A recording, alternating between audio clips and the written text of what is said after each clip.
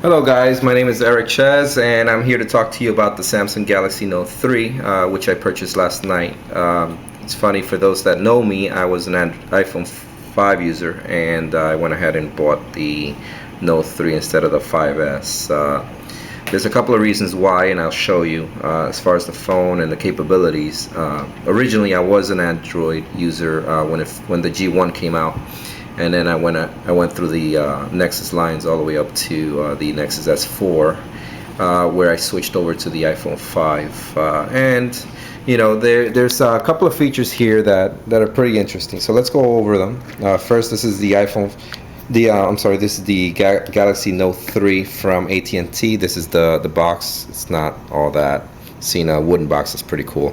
Anyway, this phone comes with a USB 3 cable, which offers a pretty quick transfer rate, and the end works on any USB port on your computer. Comes with your warranty and safety guide, and a little pin here with for the S Pen, which I'll show you in a minute, and your standard wall plug. So let's go ahead and look at the phone. I'm just going to go ahead and hit the home to bring up the menu and unlock. The resolution is fantastic. It's comparable to that of the iPhone 5, except that the iPhone 5 screen is a bit brighter. This doesn't do well in the daylight sun exposure. You'll see. Even with maximum brightness, it's not all that. But if you're like me, that it's in the office and not outdoors most of the time, this is pretty cool. Anyway, so let's look at the features. I mean, aside from iPhone, this has the active screens with the background, and also has widgets, fully customizable. It has groups where you can place your apps in a section, which the iPhone 5 has that. Has many apps. If you click on apps, you can keep adding all types of apps and widgets and scroll and whatnot. Let's go ahead and go back home. On the side, you'll notice this little arrow on the side. This allows you to have multi windows. You can run several programs at once and view them on the screen. So let's go ahead and pick one. I'm going to look at my emails. Okay, we'll have the emails load up here, and let's say I want to browse YouTube as I am checking emails. So I'm going to go ahead and select YouTube from the side menu, and here you have another window for YouTube. So you could do two things at once.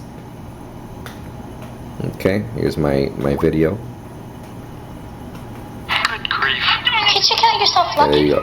We didn't have Uverse back in my day.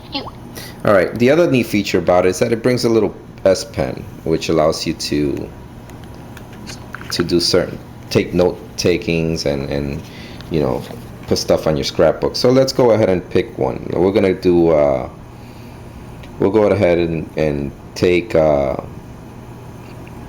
action memo, and what it is kind of like your sticky note where you write a number down. Let's say 305 555 1 2 3 4. Now what's cool about this, it can automatically recognize your handwriting. So if I click on this little button here, link to action, it'll recognize the number, and it gives me several options like call, contacts, email, messaging, browser, search, maps, and task if you want to add it to your task. I'm going to go ahead and hit phone, and it'll automatically pull up the number for you, ready to call.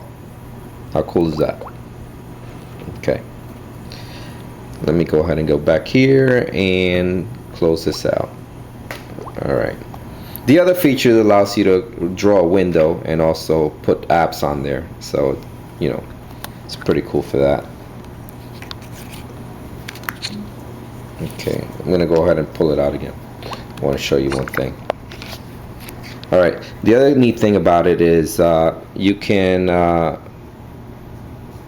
use the scrapbooker, and what the scrapbooker does, it allows you to put stuff on a scrapbook. Like I can highlight this section here, and it'll allow me to save it on my scrapbook. That's good if you're working on projects and you want to put it in your notes And you can even put tags if you like.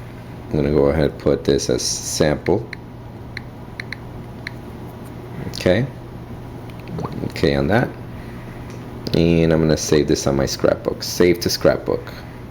Okay, I have a couple of features here what I can use. Let's go ahead and open the scrapbook.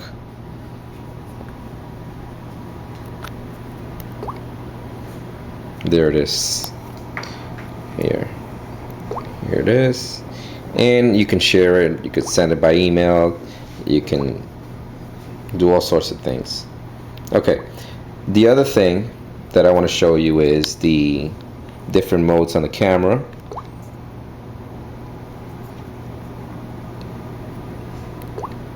You can do all types of effects on it, like have it auto pick for you, or you can do focus on the face.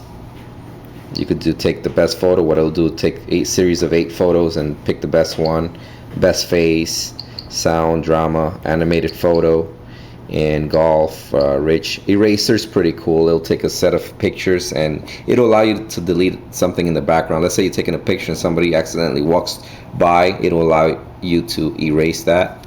That's pretty cool. And surround shot gives you a 360 panorama, which is cool.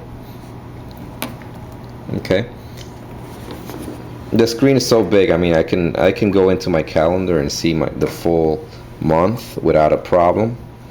Pretty busy month for me. There you go.